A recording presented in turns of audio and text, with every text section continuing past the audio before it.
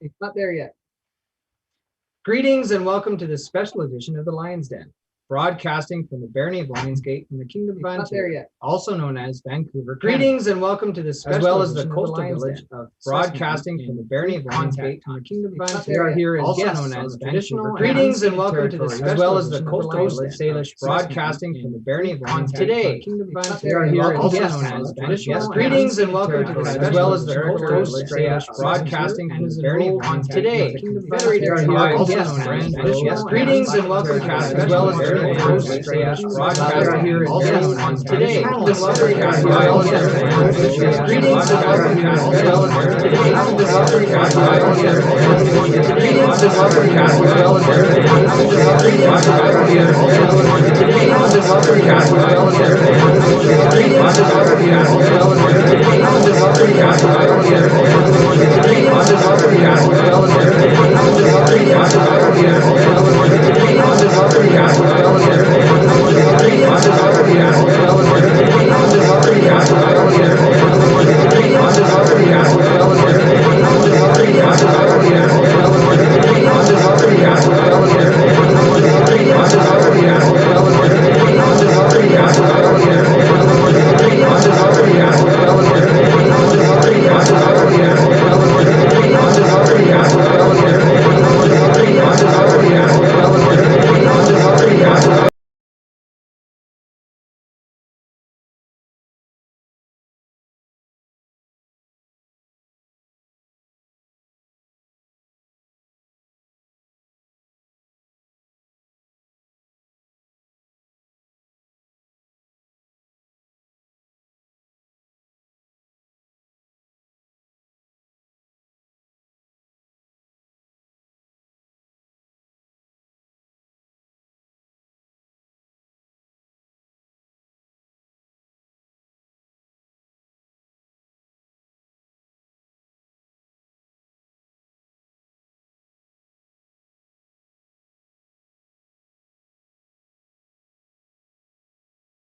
to as well as today.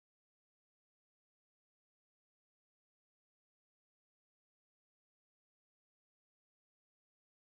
Concepts of who they are, who's included, who's not, and what representation looks like.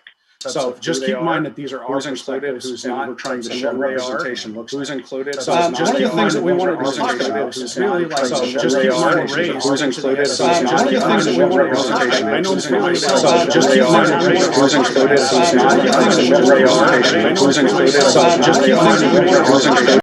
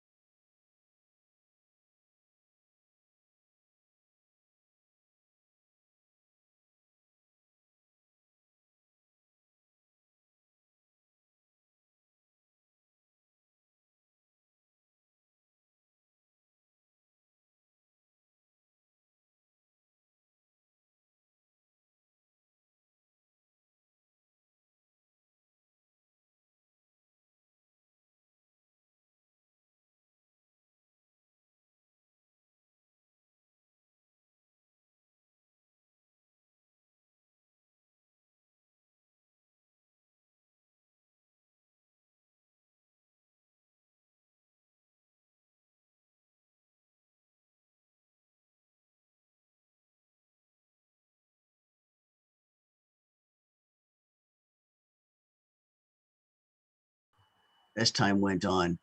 And I found the SCA to be, as time went on. And a shelter for me in many ways, and a place where I could the explore, and a shelter for me in many ways, and a shelter for me in Yeah, many is ways. it the need for safe space that created I that, shelter for or me. was it the inclusive I nature shelter of the SCA experience? Is it I shelter the need for for safe space? Was it the inclusive nature I shelter of the for SCA? Was it the I shelter inclusive for safe space that You know how many created that? shelter there was.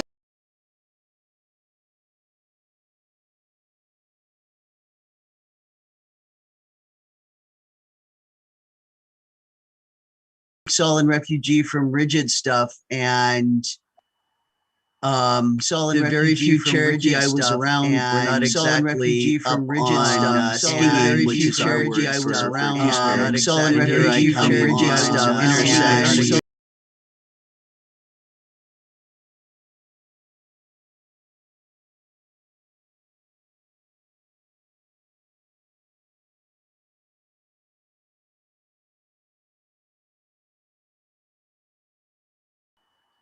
You know, I know my own community has had its growing pains when it comes to relearning I know our my own past and how we had a great deal of different growing pains genders and interpretations of relearning I know how they interacted with past and how we had Countess, a great deal when you've, of different as you've been involved with the genders SCA, and have you found that there's interpretations been of easy how and they safe interact. space to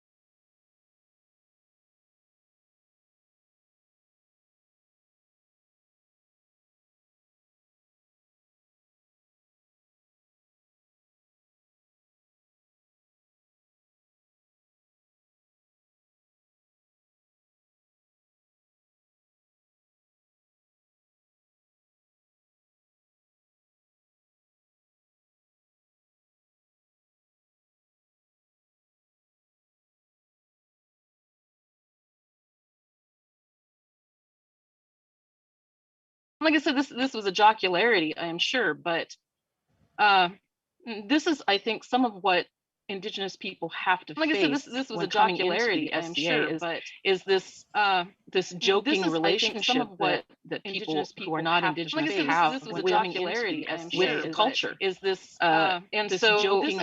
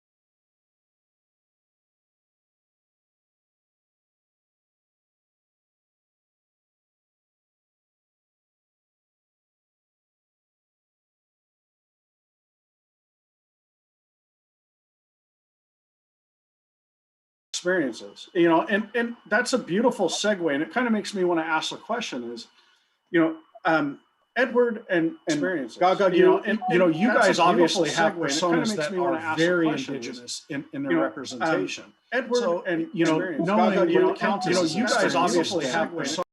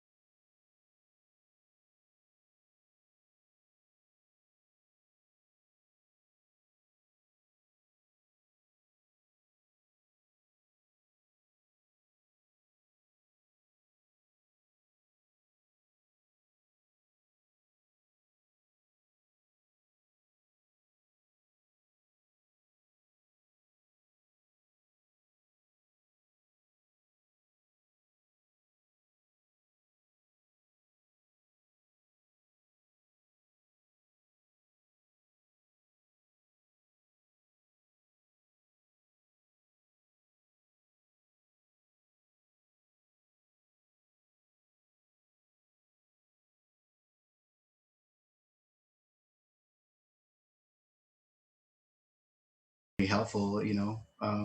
So we haven't had a huge amount of negative experiences per se, but we've had a few. Like there's obviously been a few of, you know, just uneducated missteps. Yeah, missteps. Yeah. So I guess using that as kind of the opposite end almost of the spectrum. I mean, I'm kind of curious, Moon. I know that you, because you've had also a very indigenous persona, have had some real difficulties with people accepting both the persona and the perception of the historical accuracy of it. What's been your experience with this?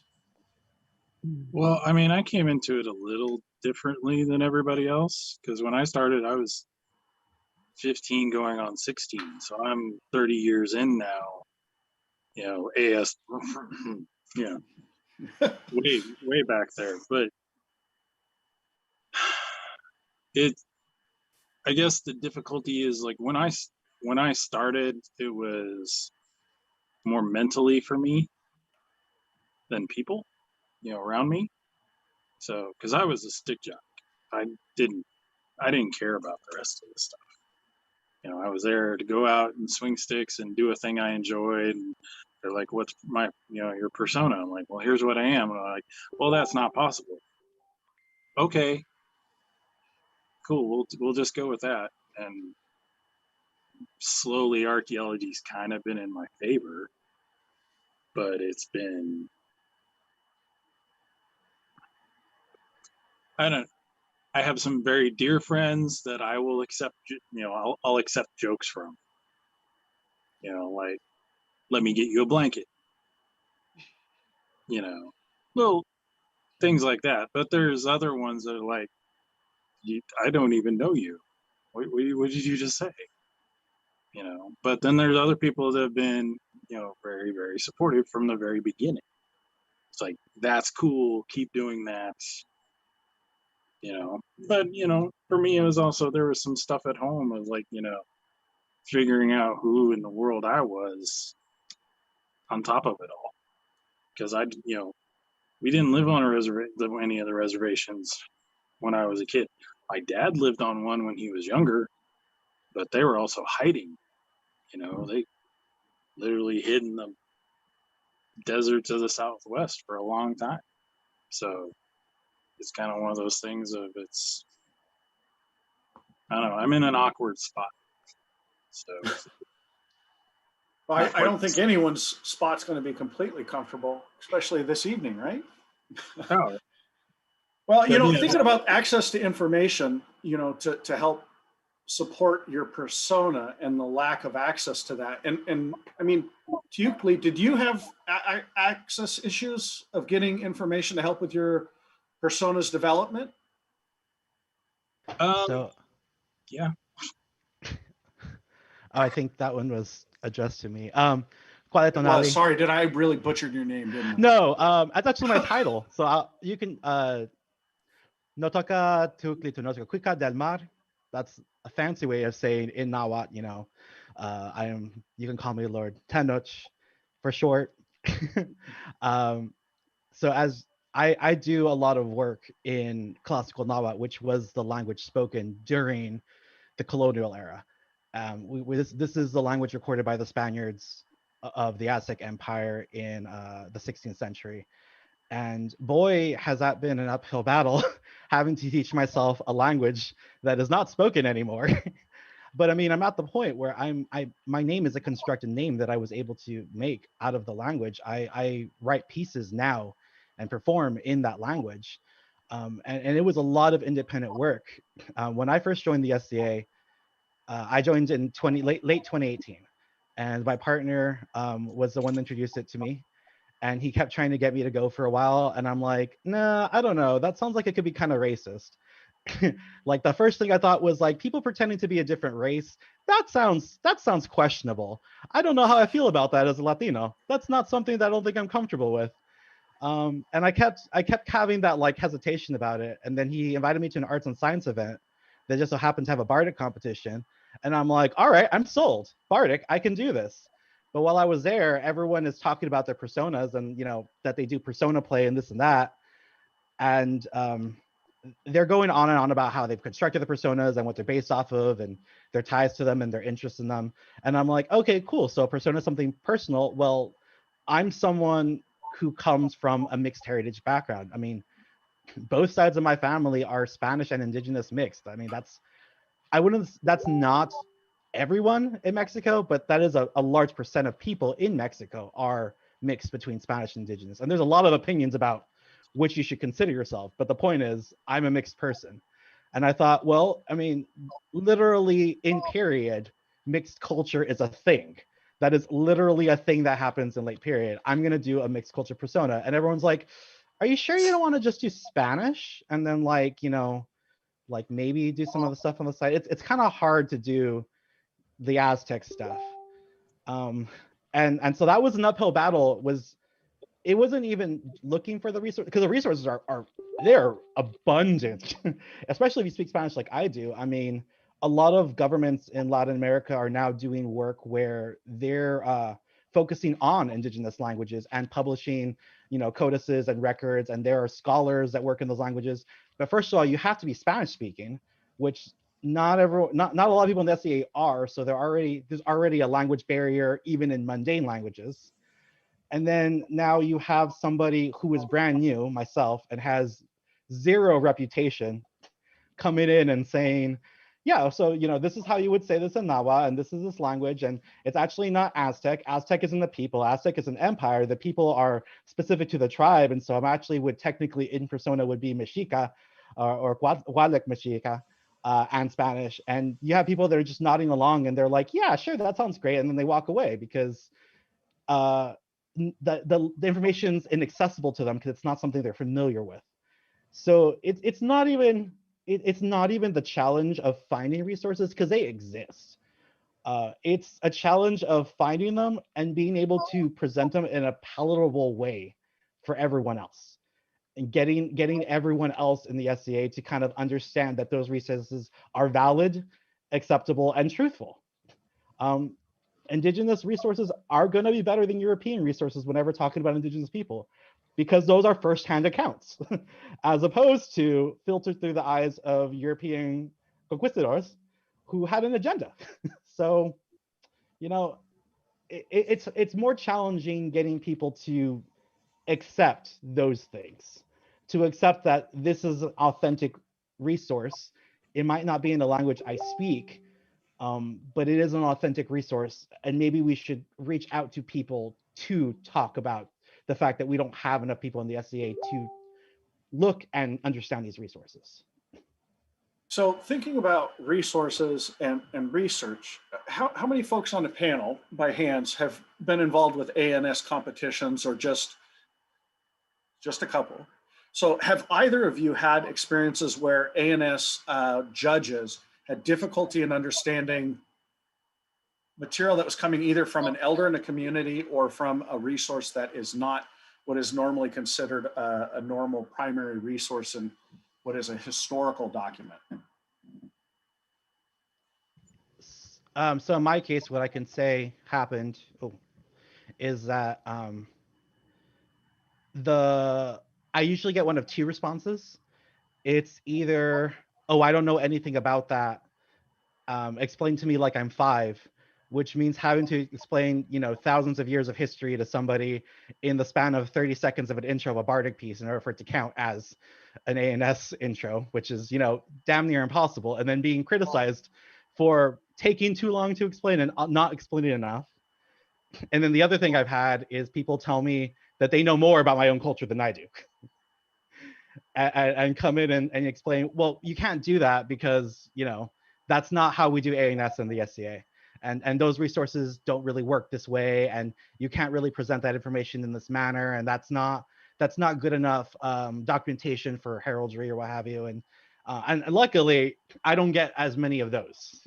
I get more of the former, where they're just kind of like, I don't know anything about this. Please explain to me like I'm 5 in 10 seconds. But there are the others. And you get that especially a lot with people who, they take that laurel title way too seriously. and suddenly they think they're an expert on every subject. I personally avoided it.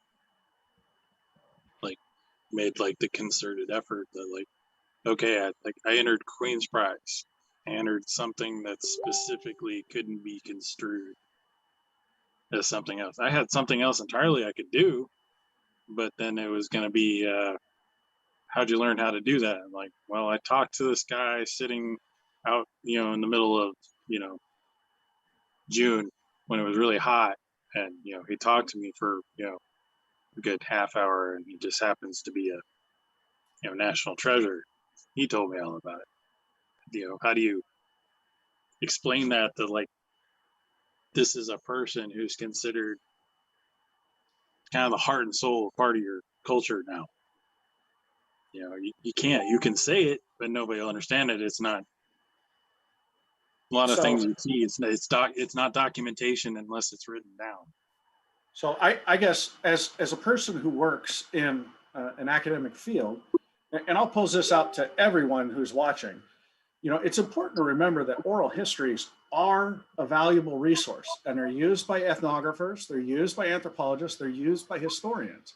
And if a person records an elder from their community sharing something on how to do something, it is a valid form of primary information. Now, the big question comes in, is the person bringing it forward, are they citing that elder appropriately in a way the elder likes? That's not your judge. That's between the elder and that individual who's sharing it with you. But it's important to remember that those are important and valuable resources. And it doesn't necessarily just have to be an elder. There are basket weavers who are much younger than I am, who could teach me way more than I could even perceive about basket weaving, because they've had the opportunity to grow up with it. So sometimes that firsthand experience is far more valuable than something in an academic journal.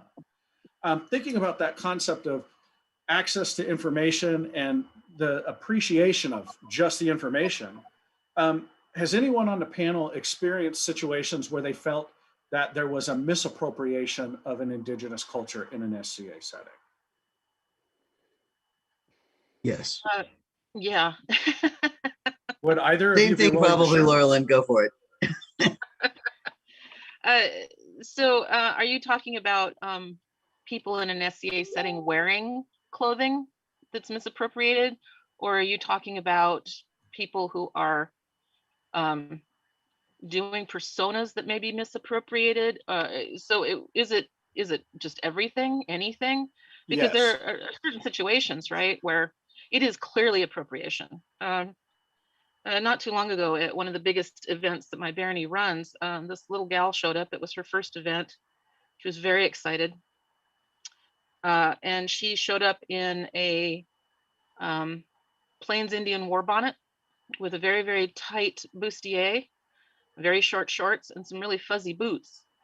And so, yeah, this kind of thing does happen. And because, our culture, this overall dominant culture, has been taught that it can consume indigenous iconography, indigenous imagery, indigenous culture without any understanding. So most of the time it's out of ignorance. They like what it looks like. They've been taught that they can take that and make it their own, which is, the basis of appropriation. It happens quite a bit. I will say, however, that it doesn't happen as much as I think it might in this area. I think it happens in other places more, because I think that, and this is just my experience, the western half of this continent was some of the last parts of the continent to sort of be colonized. And I think there's more of an understanding and more visual of Native Americans on this half of the continent. I think it probably happens a little more elsewhere. But I haven't really traveled that much to the East Coast. But it's always the war bonnet. Somebody always gets an idea that a war bonnet is awesome, and they're super awesome. But they're a religious item, and there is a very specific way to earn them. But it again is this it's become a stereotypical idea of what Indians wear. And so it is the thing that I most often see go by. And, you know, sometimes I will stop the person, I'll ask them questions, I'll try not to be confrontational. And most of the time it's just ignorance. But sometimes it's, I like this, I'm gonna wear it, and I don't care if it's appropriation because that's just your opinion. So, you know, it can be an uphill climb sometimes. And most often it happens at events that have a lot of very new people or public who want to get into the spirit of things. So, you know, it doesn't often happen at very specific like Crown events or, you know, very, very specific SCA events. It's mostly newer people in public. So, you know, thinking about that, and before we segue to Tvoromir, because I really want to hear about your experience as well. In the chat, I noticed that there was a comment of, it's just a costume, or it's never just a costume. And I think, you know, it's important to really point out that certain things are known cultural protocols for people in the United States and in Canada. If a veteran was wearing a Medal of Honor, we would all be aware of what that is in the United States. If a person's wearing an eagle feather, in a lot of ways, it is a lot of the same symbology. In my own community, it's not something that everybody can have. You have to be gifted your own first eagle feather before you can even go and get the permits with some of the older community folks. So it is not an honor that can be grabbed on without staining it. And it is effectively the same as if claiming you had stolen honor. And I think it's really... Sorry, go ahead. No, please finish. Oh, for my tribe, it's a huge honor. And every single feather on that bonnet was earned, and it was earned through the people. So, you know, it's very, if you want a cognate, it's kind of like a peerage in some ways. And nobody in the SCA would wear a belt or a chain or a laurel or a pelican because they know that those things have to be bestowed in a certain way, right? But not everybody knows about how war bonnets are bestowed. You know, so this gets back to a lack of understanding, a lack of research, and it's very often it's a sexualization of the sacred too that often happens, where a lot of the indigenous iconography, indigenous imagery, indigenous culture becomes sexualized. And that is partially because, you know, Halloween costumes have been around forever, and indigenous items are, you know, fodder for that. And so when the public sees this, the non educated public sees this, and they decide, oh well, you know, it's an SCA event, I'm going to dress up. There is no understanding really of what that means. So yeah, I mean, it's one of the things when somebody asks me, what is the difference between appropriation and appreciation? I always ask them, is it sexualized? Is this a trope that's sexualized? Because if it is, it's appropriation. That's a biggie. Well, and like intent is a big thing. I mean, like I've been to an event where the whole intent was, at least from my end, was like very iffy, because it was like literally Norse personas and European personas. The theme of the event was them arguing over who discovered America. I was the only indigenous persona or person there. And I'm like, well, so you know, there's a question actually about what is the difference between appropriation and appreciation. You know, and I guess this is a really important conversation. Tvoromir, obviously you've got a thought. I want to hear it. So the story I was going to tell, the worst case scene is that same event. That's why I'm like, Laurelyn, yeah, you go, you got this one.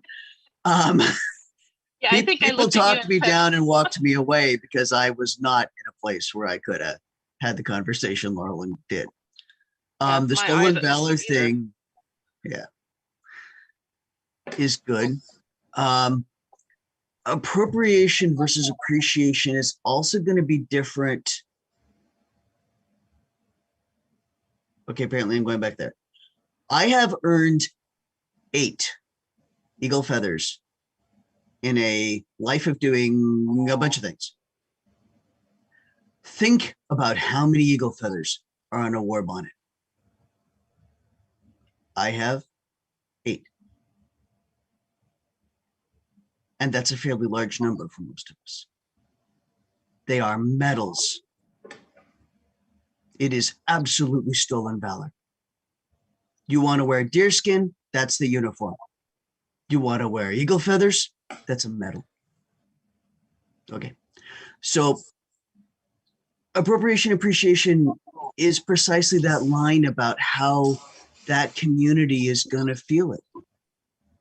The kimono industry is delighted when people buy kimono. They want people to buy kimono.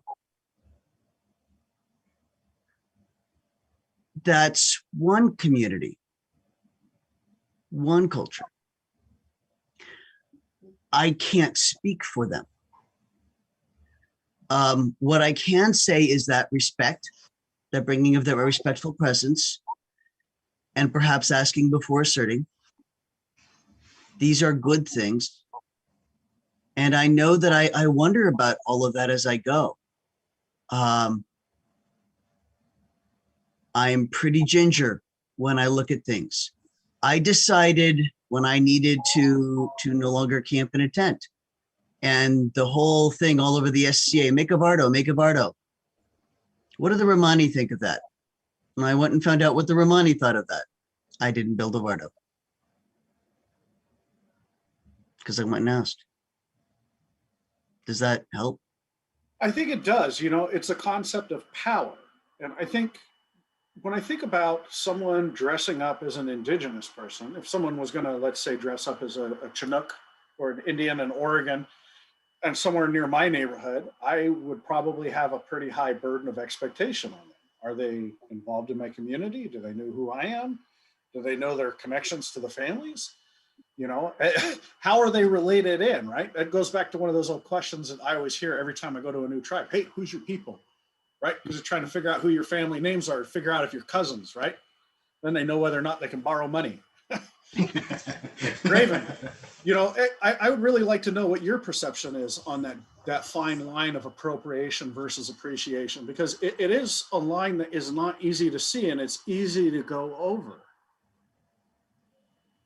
I mean, and I think some other folks want to jump in too. Please, whoever wants to jump in, don't make me pick. I'll pick on people if they're not jumping in. So. I can speak forever, so I'm trying to give everyone else space. Yeah, I'll wait till Draven's done. He's doing the thinking. Let him do the steeple. I'm waiting as well too. I actually posted this quite a bit. I'm one of the moderators of Unofficial SCA Indigenous, and I posted this, and I still stand behind it because we ran into this right away from the beginning. So this is like, we've been, I think it's on Facebook, but it was probably around 2018, 2019 when we posted that, and I posted a lengthy kind of thing on it, and the gist of it was that it wasn't a check mark. If you're gonna look into if you weren't from that nation and it doesn't even matter if you're indigenous. I know, how connected are you to your people?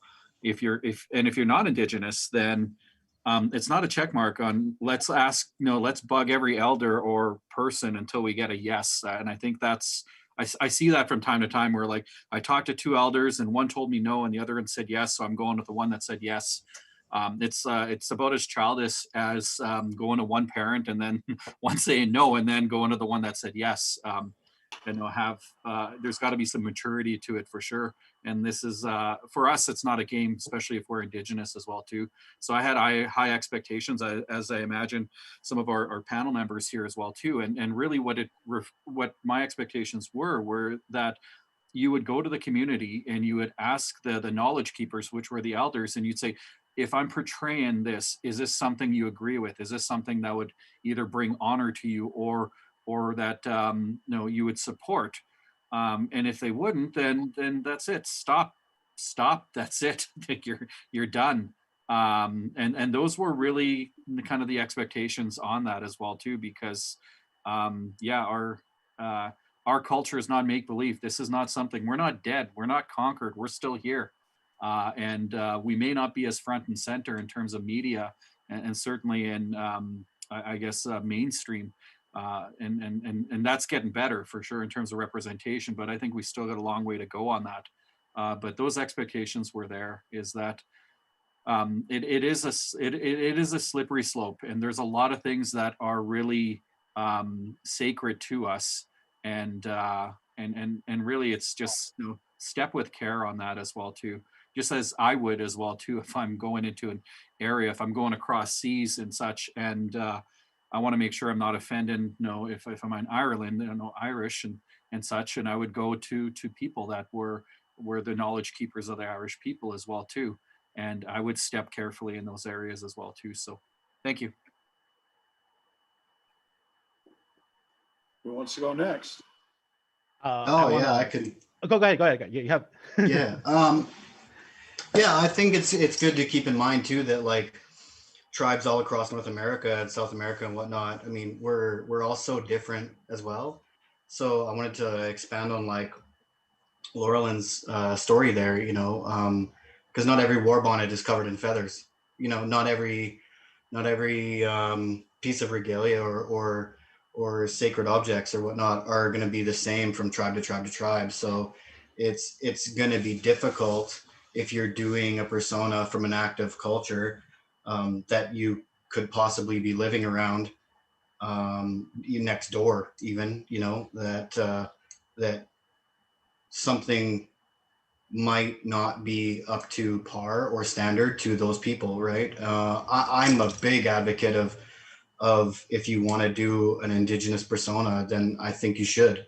To me anyway, it doesn't bother me, but I think the bar is set so much higher for those who aren't Indigenous that you have to tread so lightly that you should be doing your research. It would be no different than if I was to do another persona from, we'll use Europe, the most common, right? I'm going to go to people in the SCA who know more about those personas. I don't see why this would be treated any differently in when it comes to learning what you should be doing and what you shouldn't be doing, what you can wear and what you shouldn't wear. You know, those things. We had to get permission to wear some of the stuff that we wear. You know, we have to do real life things to wear some of the things that we wear. I mean, I'm going to a Sundance this spring that will allow me to wear face paint, you know, and will allow me to paint my horse when I take him to events, right? I can't do any of that stuff without doing those things. So because we have to participate and we want to, like, because we do have to do those things in order to earn the right to wear the stuff that we wear or to do the things that we do. I mean, I can understand to the outside person or even I'll use the new person to the SCA, you know, that comes in and sees it and goes, oh, hey, that's amazing. You know, I want to try to do that too. Yeah, I think a lot of it's just, you have to be a lot more careful, right? So yeah, that's what I have to say on it. Excellent. You know, somebody was mentioning about the vast variety of tribes. And to give an example of this, in the United States, there are 567 federally recognized tribes, and it's estimated that there is the same number of non-federally recognized tribes that are currently petitioning for recognition. And literally one of those is the tribe Chief Seattle led. The Duwamish people, yes. Yes. Yeah, so the Duwamish people is a good example of one. The Chinook at the mouth of the Columbia River who signed treaties. Another good example of a community who didn't get federal recognition, yet even got paid out through the Indian Claims Commission because they lost land that was stolen by the US government, coincidentally. So you know, these kinds of things, there is too many tribes to make really gross generalizations. Unfortunately, anthropologists and archaeologists, and I can say this being one, do tend to do that. We lump and split people based on their material culture because it's easy to make generalizations, right? We know that certain folks, if they're utilizing large game, have certain types of material culture and technology that is geared towards that activity, where somebody who's a fishing culture is going to have a completely different way of doing things. And so that's why archaeology and stuff makes these lumps that then become these larger groups that people see a lot of times. It also can be because of their linguistic connections that make these connections that may or may not really have true meaningful connections. A good example of this is a couple of different languages in Penutian. I just mentioned earlier when I was talking, I introduced myself in Chinook. To say the same thing and say good morning, boys and girls in Chinook, I would say Thushchi san danas karamai. Good morning, children. How are you doing? But if I say the same thing in Ikishkin, a similar language from the same group, but across a river,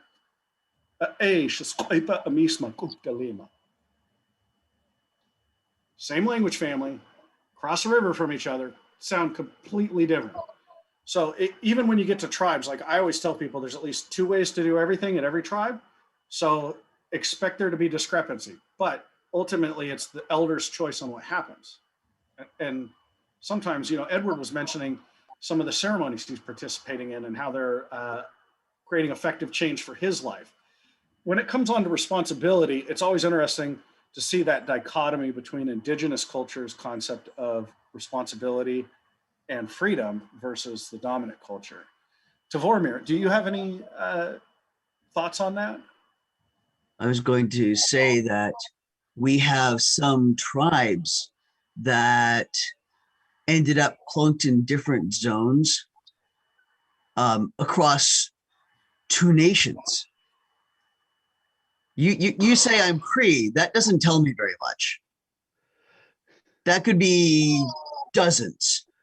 And so there are many situations like that. And I cannot speak to the drift that happens there, but it's interesting that people know I'm Eastern Cherokee because of verbal differences my band and Moon's band have. There are some really great questions coming in if folks are watching. And I'm sorry, Tavormir, I don't want to segue off of you too hard. Just that. No, Yeah. but there's very much not a native generic. There isn't, and there isn't a right way to do it. You know, somebody was saying that they have their spouse is Salagi Cherokee, and they want to pursue having a persona in that.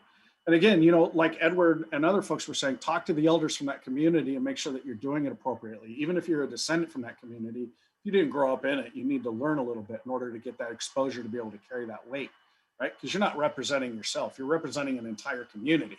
Ultimately, that's what ends up happening in indigenous communities, and that responsibility is pretty heavy. And those of us who end up, go ahead, Tavormir. So those of us who end up, like I'm a city Indian, I'm actually a base Indian. I grew up on military bases and then cities. And so I had only a few Tsalagi around. I had all kinds of Plains people around.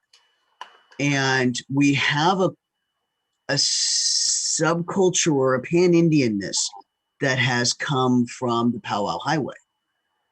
And so I got political in college and I grew a braid. Now, also, it was a way for me to wear a man's hairstyle that the white people around me could accept as a female hairstyle since I had these things on my chest. But I embraced a lot of pan-Indian stuff that have nothing to do with Tsalagi whatsoever. And so many ways we are trying to find our own ways home from the lumping together that we have participated in or allowed or exaggerated. So back to going to old sources. I mean, can I elaborate on some of the questions that are coming in? Please do, because there's coming in quick and it's hard to keep Yeah, up. I'm just seeing them and they kind of relate to each other and whatnot. Okay, so I know for us, the biggest example that, like, obviously we did our personas like this and we're very much in your face. So like when you get to an event, okay. I haven't been to an event yet where my soft kit has been changed. She has though. and it's very, very much, you know, in people's faces at an event. When you're researching any of your friends or any of your relatives or anything, if you're researching stuff, the way we did it was we went straight to elders, and we went straight to cultural, not even just elders, but people who keep cultural information, because you don't have to be an elder to keep cultural information. Usually what happens is if you can find somebody, they'll tell you who to talk to here, here, and here.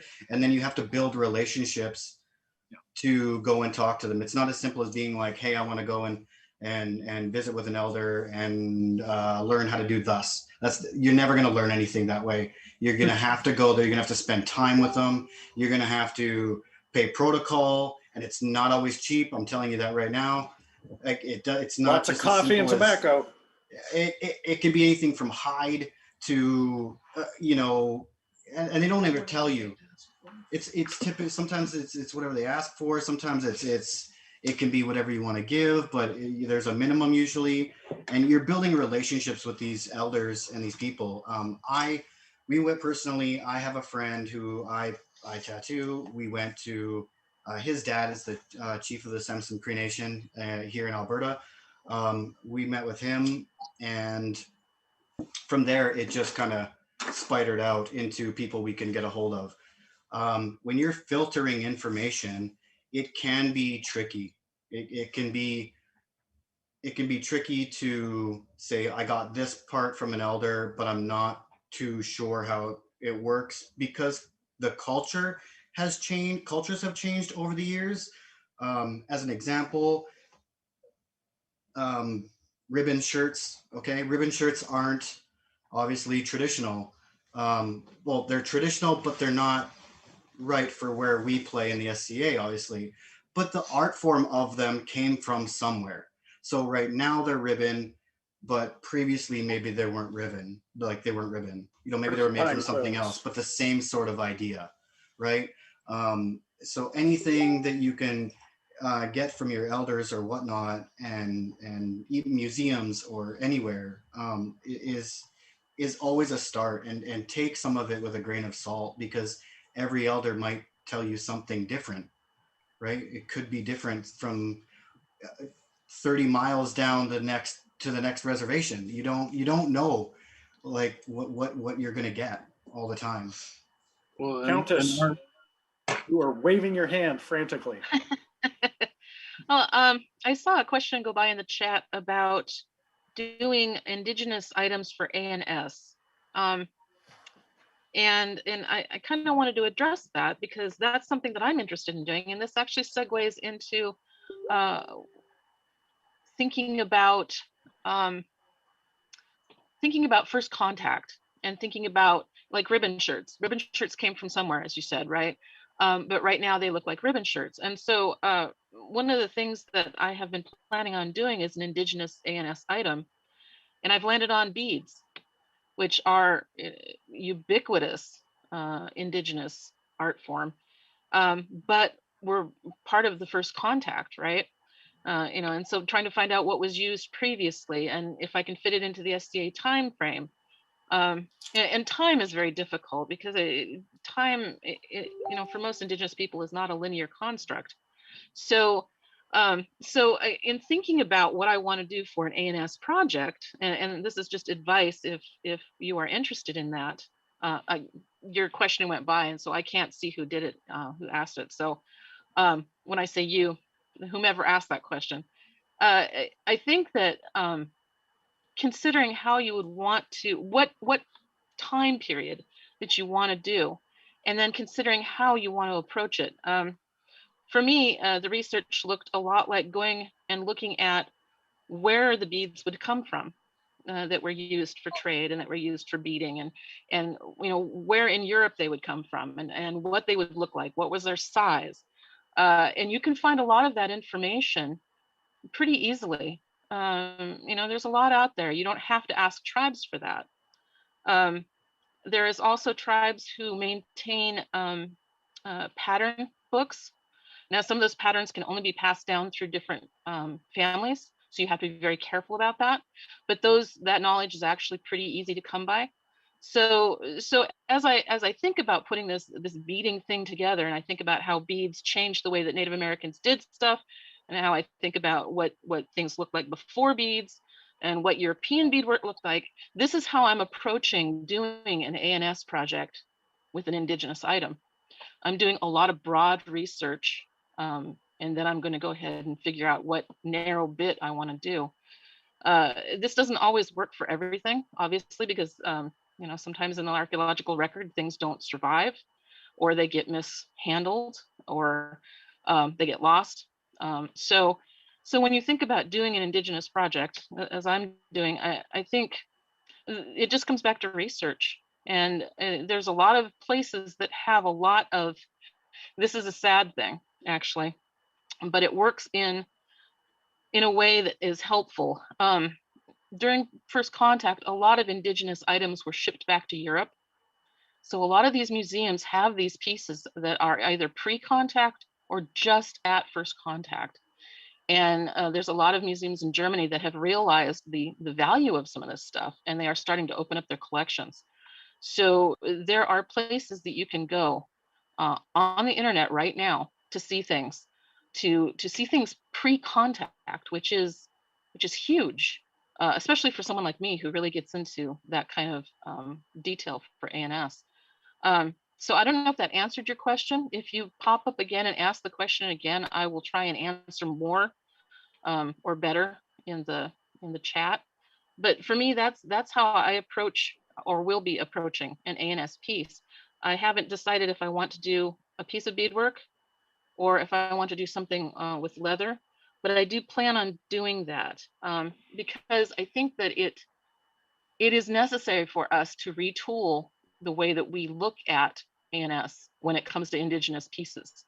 And I want to have some knowledge and some experience going through the system with an indigenous piece so that I can kind of figure out where we can retool it. Because that's, as more indigenous personas come in, that's really important, because our ANS is very grounded in a Eurocentric model. So I've got a really interesting question, Countess. It segues off of that. You know, in thinking about the continuity of cultural information and the transfer of it. I know when I worked at the culture department for my community, we'd say reach out to 100 kids. If we can snag one, it was a successful year. And you know, if ANS and SCA created the ability for indigenous items and personas to be more fully enacted, do you guys think it would create a space for kids to feel like their culture is acceptable and to bring it out into the open at events?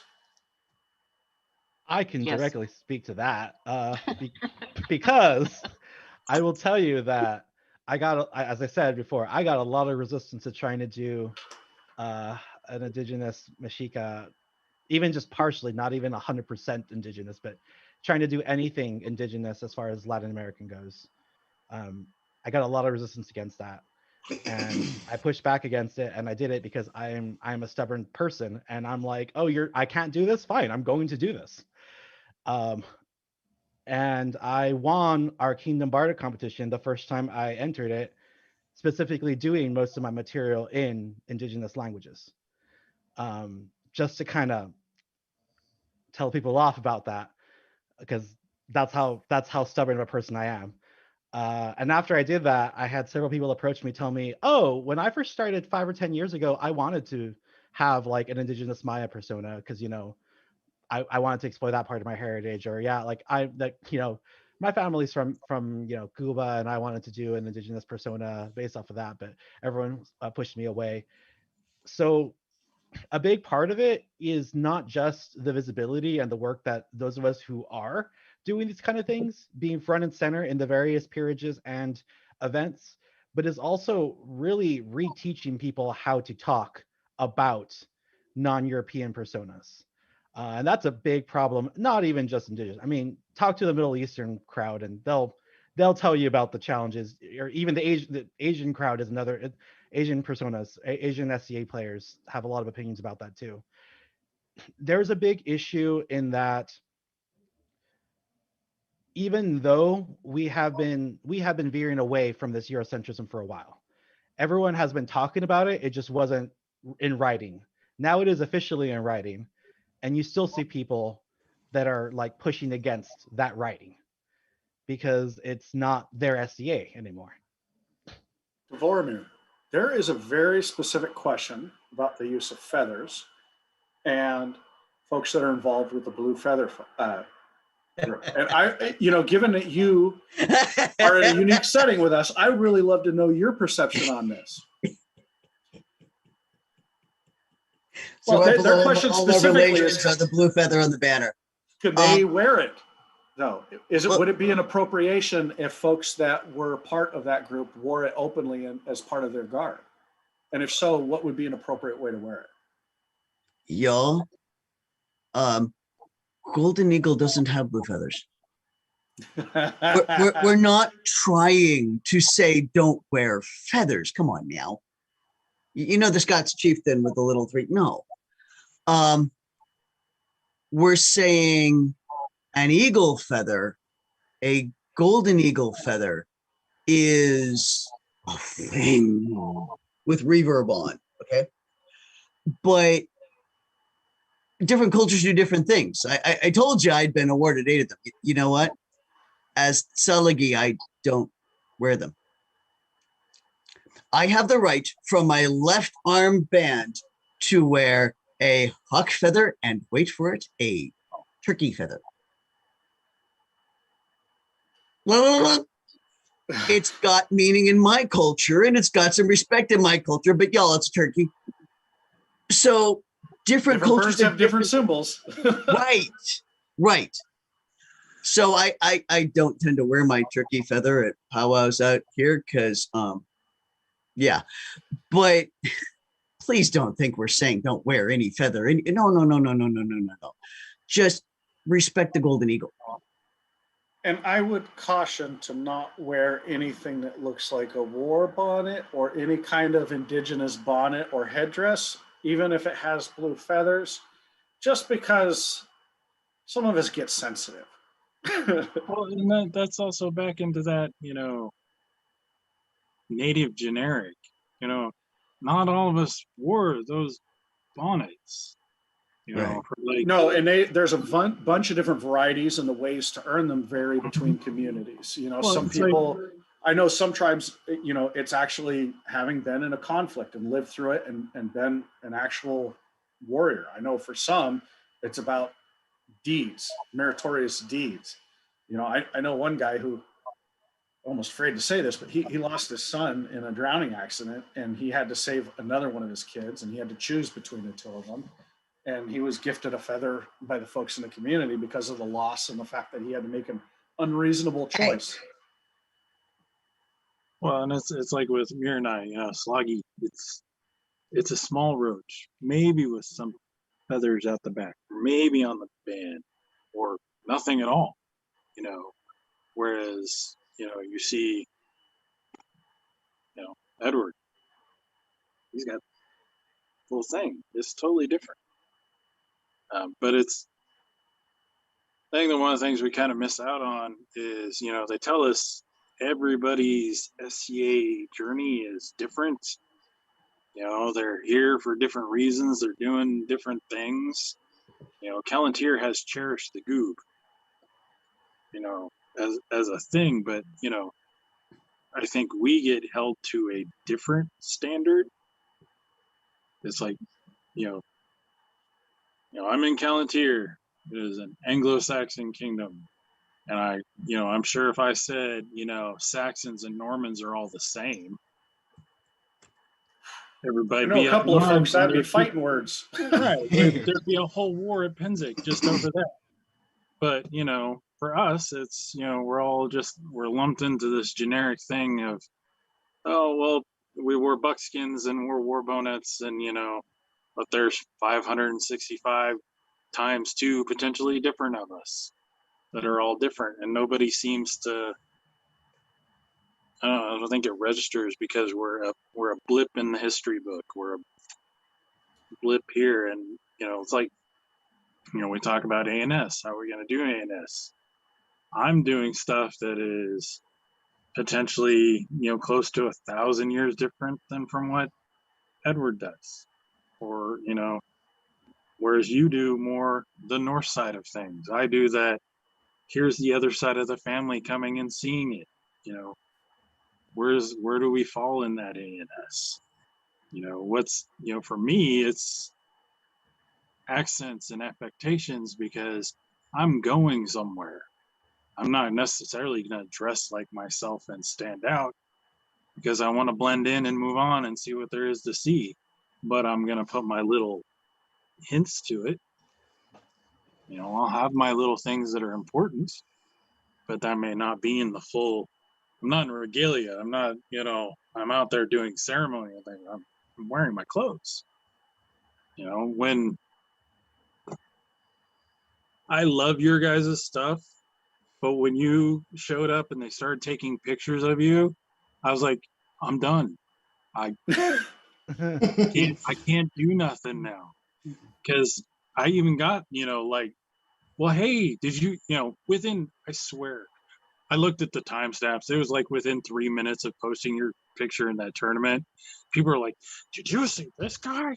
Just raw. And I'm just like, oh, man. Hey, it's okay for us to inspire each other. I mean, Edward, you're inspiring me. I'm making a set of armor based on my own community's armor. And I wouldn't have ever thought of trying it had I not seen what you were doing on the field. Right. But like for me, I saw that and like I got, people going, well, why can't you do something like that? And I'm like, yeah, see, I think that's a little unfair for people to say to you, to have this expectation all of a sudden on you for being, native out of nowhere, after having such bad interactions over your SCA career with you stepped into it and then all of a sudden, you got a bunch of backlash and then all of a sudden they're like, well, hey, why didn't you do that? That's a huge, terrible expectation for somebody to have on you. I want to say that, and to be clear, we use imitation eagle feathers for our persona kits. We don't use the real ones specifically because real ones have far more meaning for us than to just put into our garb and then go to an SCA event and it possibly get messed up. There are specific protocols for us. If you drop eagle feathers, they even touch the ground. So we use imitation ones on purpose. And then to elaborate on the ANS stuff, I'd like to read something that a laurel from my kingdom sent me that gave me inspiration to do ANS stuff. Because I didn't know how to, I honestly didn't know where to go with all my ANS stuff. I'm making a war shirt right now and it's been difficult to figure out where I'm going to put my information and how to submit it during tournaments and stuff when we finally get to go back to, our game and stuff. So, and I'd like to think that a lot of the laurels in this kingdom specifically think this way. I haven't met any of the laurels here because typically it's the laurels doing the judging on most competitions and whatnot for ANS. So, so she says, a branch of ethnography called Ethno Archaeology attempts to reconstruct historic life ways by studying material and non-material traditions of modern societies. It also attempts to understand how historic objects were made through inference using the same techniques as the modern counterparts, given a similar set of tools and materials. This application of ethnoarchaeology is widely and broadly used in the SCA. We recreate a myriad of historic societies based on the pieces left behind. Those pieces can be material goods, structures, art, documents, and stories. But the art, documents, and stories we use do not need to be written down. Oral histories and traditions are widely accepted forms of documentation in ethnoarchaeology, used to inform researchers about historical cultures and societies. As a historical recreation group, those cultural traditions and stories should not be discounted as valid documentation in the SCA. When we talk about primary, secondary, and tertiary sources, we are assessing the levels of distance the source is from the original, relating to First Nations oral history, traditions, These are lessons, myths, and teachings passed down through generations. The keepers of those traditions take great pride in maintaining the teachings intact.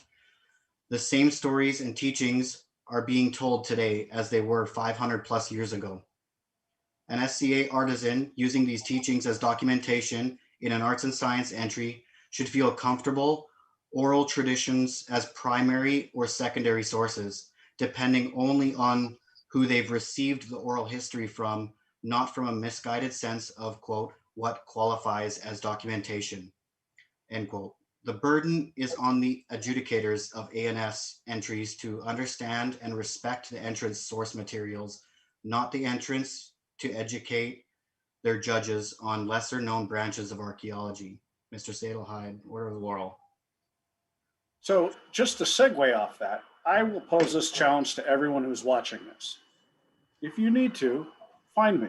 I'm a qualified archaeologist. I will be more than happy to help you with understanding how the documentation works, discussing how ethno archaeology works, discussing experimental archaeology, and helping navigate the process so more of these things can be assessed properly. Just reach out, please. I know we're getting close to running out of time, and I want to make sure that everyone gets to talk about all of the subjects that we wanted to. And Countess, I know you had your hand up earlier. Is there something that you wanted to bring up? Oh, well, we've passed on this point, but I just want to reiterate that when people struggle with thinking of indigenous peoples as a monolith, this is a clear indication of colonization and stereotyping. And so when you start thinking that way, that is a colonial way of thinking. And that is when you can tell yourself to not do that, because it's very difficult to excise colonization from our experience. We are children of colonization, every single one of us, whether you're indigenous or not. So, so it takes a lot of sort of questioning everything in order to get past that. Any assumption should be questioned. We get back to the war bonnets. All Indians wore war bonnets. It's becoming a ubiquitous item, but not all indigenous peoples did wear those, or if they did, they were different. It gets back to the idea that for every single tribe, there is a different culture. And decolonizing ourselves is the work of a lifetime. And that's I think, when we consider how to fit indigenous people and items and personas into the SCA, there's going to have to be a lot of decolonization to make it a comfortable fit. So, starting with understanding that indigenous people are not a monolith is a really great place. And personally, I like to add to that a lot of that decolonization work is very personal. It's a lot of internal work you got to do that kind of stuff. I mean, I myself, I can't identify as a specific indigenous culture because of the very extensive colonization that happened in Latin America, where just about everyone is part indigenous, but exactly what percentage what, and do we even identify by percentage or by geography or by family ties or what have you? I mean, it's so hard.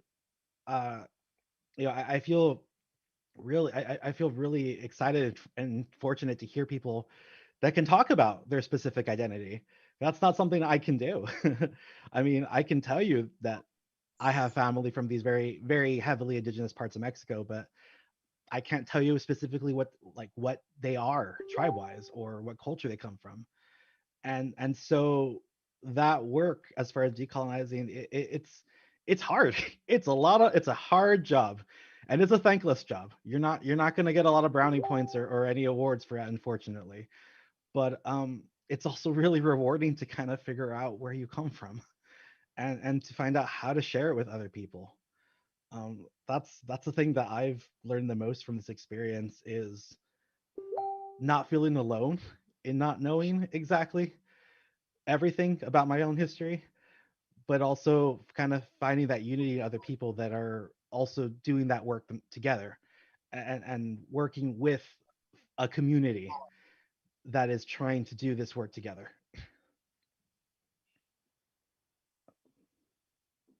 Boromir. And it is so Sisikatu said that decolonizing is huge and exhausting and never ending, and I totally agree. And it's okay to take a break. It's okay to take a minute. And I realized something going on. We were talking about how we joined the SCA. Part of what I've done in the SCA is it's my European powwow highway. It's a way to learn and have space for some of that side of me too. I don't think I've ever heard that analogy before. It's my well, it totally just hit me. So I won't promise I made it, but I know it just hit me. And so that is a fantastic analogy. So part of being mixed is you have some internalized stuff and you can go to war with yourself.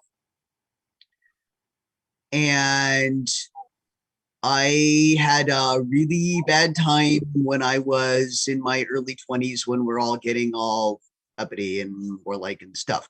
And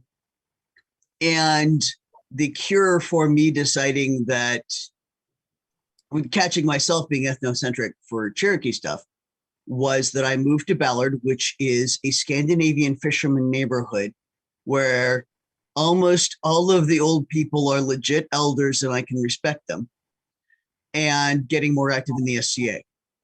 So I could give myself both pieces and teach myself to respect both pieces, if that makes sense.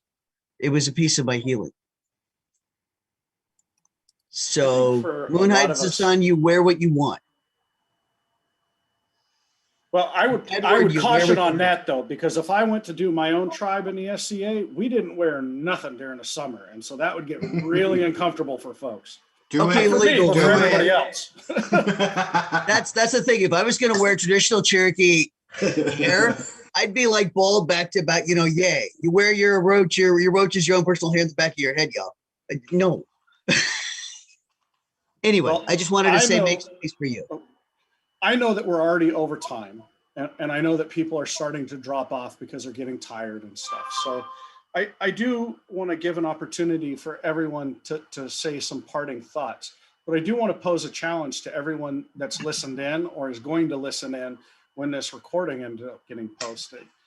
And I would posit to you that you need to find an opportunity to find a new person in the SCA, like we always tell each other, when we all get to go back at this, and to make sure that if you're camping next to somebody you don't know, make friends with them, make them comfortable. Remember, we're all there to have a great time, and we're all there to learn together. And with that, we'll go around the line and let everyone have their parting thoughts. Moon? I don't know. I guess for me, my thing's always been be that person you needed when you started. Because you don't know where that person's at, as long as you're kind of doing your best to be helpful. But lately I've heard, a lot, especially in relation to a lot of other things, that people saying, I see you, I hear you. Like, that's nice. Do better. Don't worry about just telling me you see me. Do better. That's all I want. You don't have to make it known. Just be better. And if you're being that person you needed, you're being better. Draven?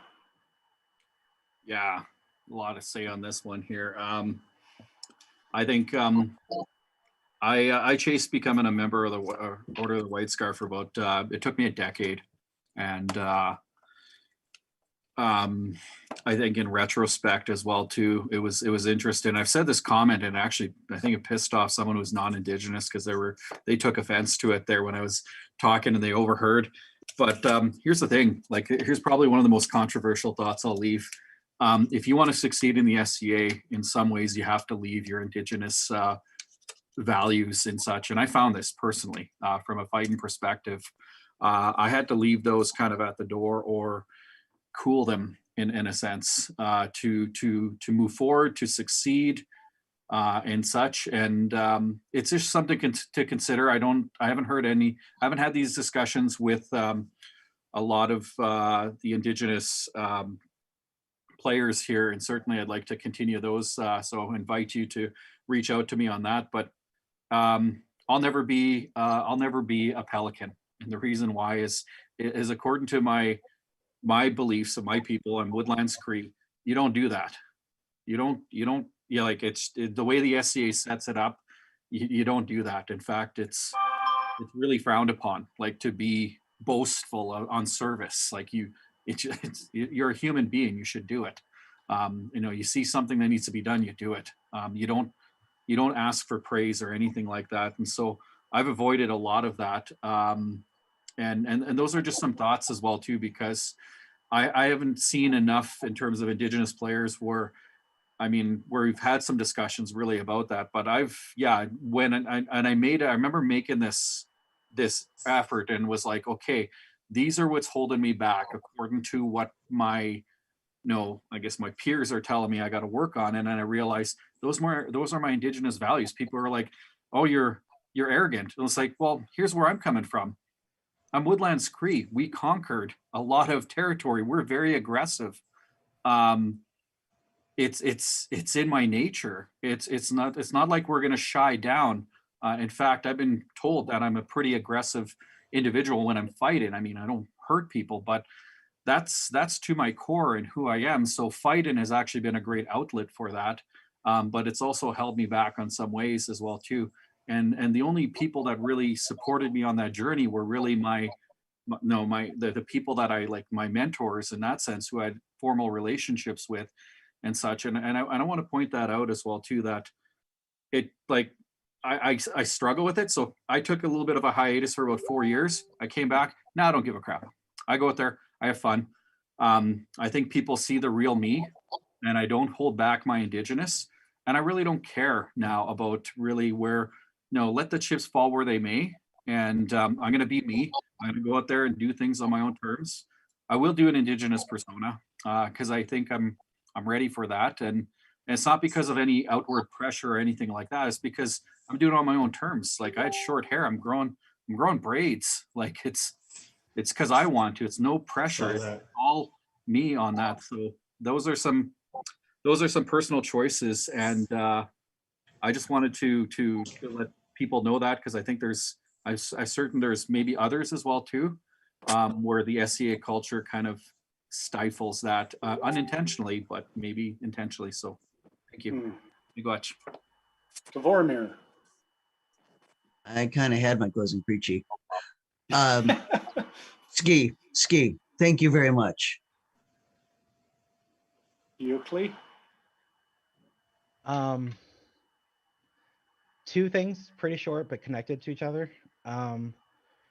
Someone is always watching you. Whether you think so or not, someone is always watching you. And that is both good and bad. It can be bad because they can see the bad that you do, or the bad that you carry, or the things that you do that you think you might be able to get away with. But it could be good because sometimes people need to see someone else like them. And that's the second thing I would say, is that you're not alone. You may think you're alone. You may feel alone. You may feel like you're the only person doing something sometimes. But I guarantee you're not. You just haven't found the other person who is struggling yet. And that's probably where I'll leave that for now before I get too emotional about that. Edward and Gagagu.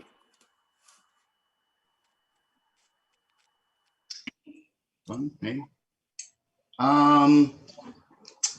Well, we're glad to see that. I'm going to make this part of my comments. I'm glad to see that Draven's growing his hair. All right.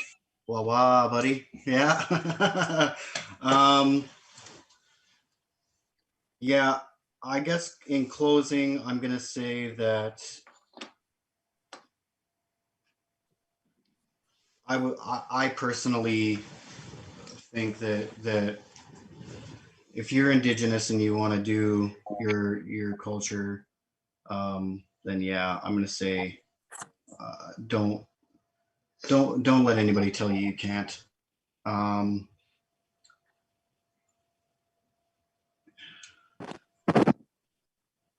I feel like me and Kakaki were kind of blessed with where we're from. We're in a pretty progressive kingdom, so and we're in positions right now that allow us to promote such a beautiful culture and beautiful cultures. I just want to say thanks to those who have even said that we've been inspirations to them. You don't know what that means to us. And we hope we can just continue to keep doing that for others. So yeah, that's probably what we got to say. Anything? No? Yeah, that's it. Oh, thanks. Countess.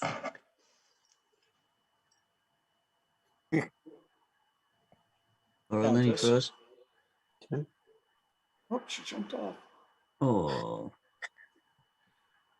Well, those of us who've been on the panel have put marks on our backs. So those of you who are out there, if you get an opportunity and you don't know who else to ask, come and ask us, because we were dumb enough to stick our hands up in class. Having said that, please, you've seen that folks have had wonderful, beautiful experiences, and they've also had some trying times. I think we all have a responsibility to make sure that we have more happy times and less trying ones. And with that, I want to say thank you, everyone. It's been an absolutely fantastic evening. This has been amazing. Heichka, to all our panelists, you've given us so much to think about, and it's so sad to hear about some of your hardships, and thank you for sharing those and your joys as well. And I want the SCA to be a place where we can all explore our ancestry and celebrate it. And I see many of you taking the punches to be those for the people that come after you. And I really admire all of you. And I don't want my game, I want you in my game. And I don't know. I'm just so glad you guys could join us today. I'm so happy that you were here with us. I was just excited I got to put on garb for the first time in a long time. It's bizarrely warm here, so I'm kind of roaming at the moment. So So usually at the end, we either have our people welcome to stay. We usually kind of go into sort of a very informal social gathering, just sort of a check-in with everybody. And panelists or speakers are welcome to stay or sign off. I know some of you it's a little later than for some of us here on the West Coast. Yeah, so it's just more sort of unstructured. I don't know if there's any panelists who are be willing to take on more questions, if there's more questions or. I will, but I'm going to take a break for just a moment because I've been sitting here a little while. And you've been amazing. Thank you so much. I'll be right back. I'll be staying as well. Yeah, So I'll hang out. But I know like me and Mir probably say like for Zoe is like Wado, which is thank you for like putting all this together. Thank you. Well, ski for me because Eastern Band. Well, it's because you talk funny. Yeah, who's got the home? are we still recording? Mm-hmm. Oh, I am. That's an excellent point. I am. Yeah. Thanks, Sheree. Thanks. This was a good class, I have to admit. If you're going to swear or say anything inappropriate, now is an excellent time because we've turned off the recording. Oh, that's what I was looking forward to. Wow. Hey, Lieutenant. I had to resist so hard to curse a few times where I had some strong feelings. I saw that you have very expressive eyebrows like I do. So I saw that a few times. I was like, oh, that's pretty high. Those eyebrows are high. Yeah, there's a few times where I'm just like, there's a few things I would like to say right now, but I'm being recorded. I gotta admit, this was a good meeting. I'm sorry I was late. I actually have a couple of direct questions. I'm not sure who to direct them towards, though. I've got a question myself. Oh, to Siva? Whoever you think will best answer it, that's probably the easiest. Okay, I actually have some specific questions for you, Edward, on what your garb's made out of. Okay. The first one is, somebody mentioned the Cree being in the Calgary area. And I want to know how long that was. Like how far back? Yes. Okay, so you're going to get mixed answers and reviews from a lot of different sources. I'll tell you that right now. The best answer I can give you is that from the research that I've done, or that myself and Kakagu have done, originally almost all Cree people originated as Forest Cree people. So the same type, the same tribe or tribe-esque as what Draven's people, like his general culture is from. Okay. And then eventually through trade, war, colonization, et cetera, the Cree people moved into the plains, and then did war with the Blackfoot and many of the other tribes that were there as well. So you have really unanswered time periods, and it's not well documented, but we know that there is a migration through pre-fur trade to like pre-1600s to anywhere from 1400 to all the way up to now, right? So you get multiple degrees of Cree people. So you get Swampy Cree, Forest Cree, Plains Cree, and it essentially it's where your tribe has essentially migrated to or whatnot, if that helps. Yes, that does help. Thank you. Okay. Did they migrate to the West Coast? Did they No. come this far east? Or No. Sorry. No. Interesting. Well, not before bus scoops and things like that. Yeah. Yeah, yeah. My son graduated. I'm in Mission, which is about an hour away from the coast. And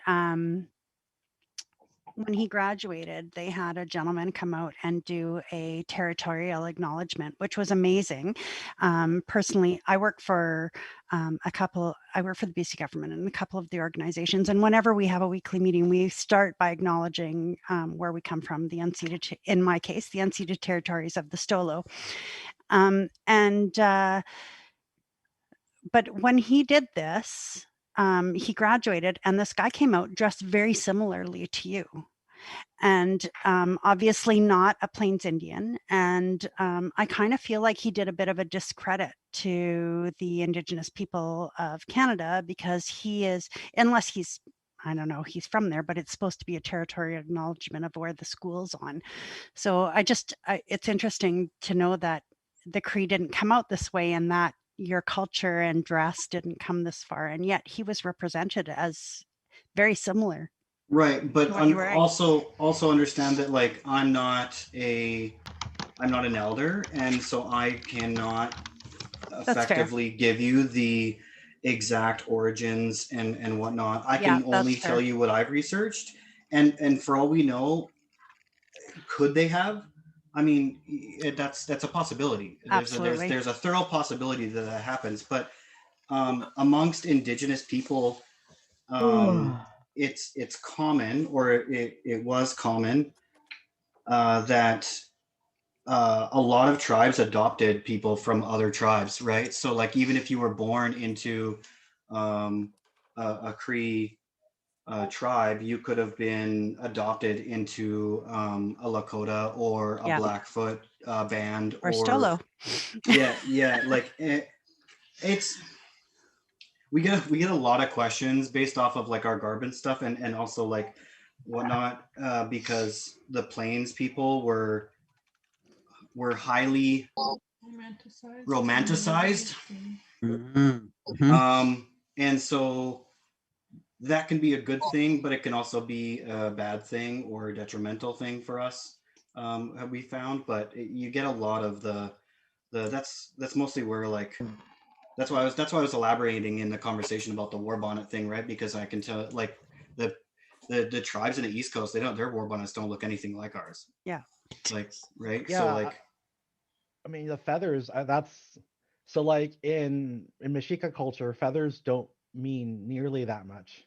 Everybody had feathers. That was a form of currency, and it was certain types of feathers would have been worn certain ways. For example, like you do have headdresses that would have only been worn by nobility, but it was very common for just commoners who fought to have turkey feathers or other kinds of feathers like that. And so it's always interesting to hear people talk about how specific those things mean to them. Yeah. Because Does everybody know why the eagle feather is like revered? No, I don't know. No? Okay, so in a lot of cultures, I'm not gonna say most because that's wrong. In a lot of cultures, so the eagle feather, the eagle himself is the only animal that can converse with the creator. Oh. So when you use your eagle feathers and you're praying or you're smudging or you're dancing or whatnot, you're sending those prayers through the eagle to the creator. That's the idea. That's why they're so revered. Kind of like the Catholic Pope. Oh yeah. Well, let's not go there. But right. They've all got their equivalencies. Right? Yeah, every tribe has their equivalency. In like indigenous Mexican culture, for example, it's always the quetzal feather. So the quetzal feather, which is that glorious green-blue iridescent feather, those are the treasured feathers, and those are treasured because in classical Nahuatl, quetzal could also mean precious or beautiful. Wow. And is often the term used to refer to certain gods and goddesses, and so it's a symbolic representation of that. Question on that: how does that relate to Quetzalcoatl? Quetzalcoatl literally translates to there's a couple translations. It can either be feathered serpent or a beautifully decorated serpent. Okay.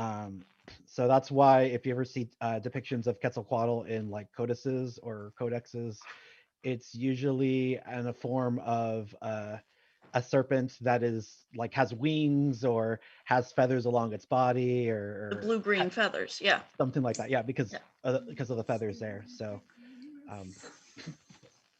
So my earlier question wasn't answered, so I'm just going to put it out to you guys. I've got a question myself. I'll wait after you, ma'am. Sure, thank you. So I work for the BC office of the Human Rights Commissioner. So we are like, I have a posting, I do recruitment. I have a posting out right now that's Indigenous requirement. Like you cannot apply for it unless you're Indigenous because it's a knowledge keeper. So they are creating a position that is going to grab knowledge and create it to try to disseminate it on how we do our work. So my question is more about, so as a First Nations person, I feel like there are nations as plural. So there is a whole bunch of nations. I'm going to probably mispronounce your name, but Tuktli, is that right? Tuktli? Tenoch, you can call me Tenoch for short. Tenoch. So Tuktli, I this was part of my mistake. I put my full SCA. Tuktli is actually a title. It just means Lord in classical Nahuatl. Okay. And I made the mistake of putting the full title because I thought that's what we were all going to go by. All right. So you mentioned that there were up to 60 different indigenous cultures in South America, and Mexico alone. Or in Mexico alone. That's Mexico alone. So that's ridiculous to me. That's mind blowing. And then we're going to exponentially make that bigger through North America with the US and Canada. So now you guys are all bulked into this one big ball called First Nations. We call it it's Canada. First Nations is Canada. Well, we call it Indigenous, which means First Nations, Métis, and Inuit. So how do you feel about being balled into one big group of people when your cultures are so diverse between you? Like I'm white. I am so Celtic white. Like if the sun hits me, I blister. But if I'm certainly not German. you know, and those are, although they're both white, they're two very different cultures. And I kind of feel like that with the First Nations being grouped into one. Yeah.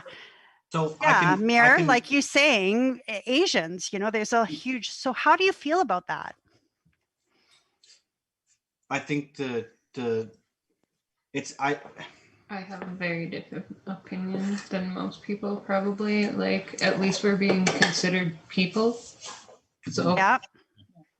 And that's one of my questions, right? Whether Is it's a big that group of because there is a collective trauma that's happened to all Indigenous people across North America and South America. It is you guys have all experienced the same generational trauma with the white man coming in and oppressing your culture and your way of life and taking away your land and that kind of stuff. I think though that whole conversation though is really about narrative construction, right? And the one that you're sharing is the one that's from the settler colonial state.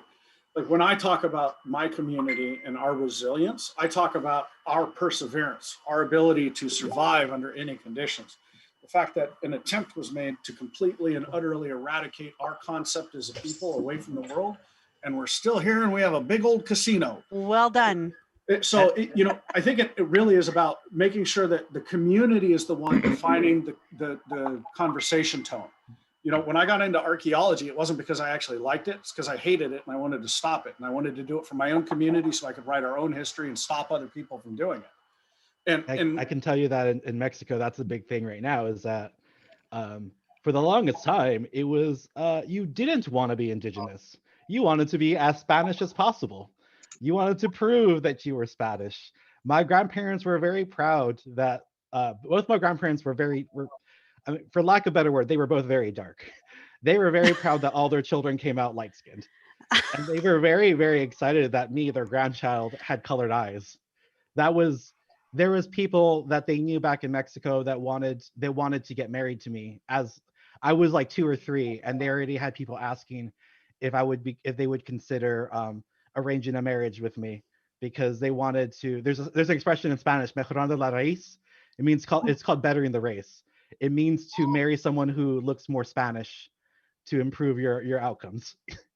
So that was being lumped into like the First Nations category or group is, to me, is no different than me calling you European. There's plenty of different kinds of Europeans. You know, I mean, how many different cultures are in Europe? A lot. You know, so when somebody calls me First Nations and then calls, you know, Eric or First Nations, we're from 2 totally different tribes, but we're both from the First Nation of this continent, you know, like the First Nations of this continent. So Tillicum, right? The first people. Yeah, that's right. So for me, it's more just like, I don't know, we're being looked at, I guess as people now, right? I mean, our last oppression was in 96. I know. That was the last time our last residential school closed here, you know. So there's people still alive that and still young, still relatively young, that went to residential schools here that literally it decimated our culture, right? So elders don't even want to speak about it because it's wrong, you know, like they think it's wrong because that's what was drilled into them, was it's wrong to live your culture. So what's weird is when that stuff gets internalized, right? So like we have boarding schools still in Oregon. We have an Indian boarding school right down the way from my house, Chamawa Indian School. Tribal folks sign their kids up to go there as like a form of pride now. And I don't get it. I mean, yeah, no joke. But are they going there as a way to take away their culture? It's not the same as it was. It's very much more culturally appropriate and supportive and stuff. So it's still weird to me. So like, here in Mission, one of my kids had a friend who is First Nations, and he went to Indian school. I don't like the word Indian, but I'll use Indian school because that's what he called it. And he went there and he learned about his culture and the Stolo Nation and what their culture was and some of the stories. They had elders come and talk about it. So that and he went there every summer. So it was a residential school because he resided there, but it was a positive experience for him as opposed to a negative experience for him. And I think that that's the differential between the old residential schools and today, that a lot of the residential schools today bring the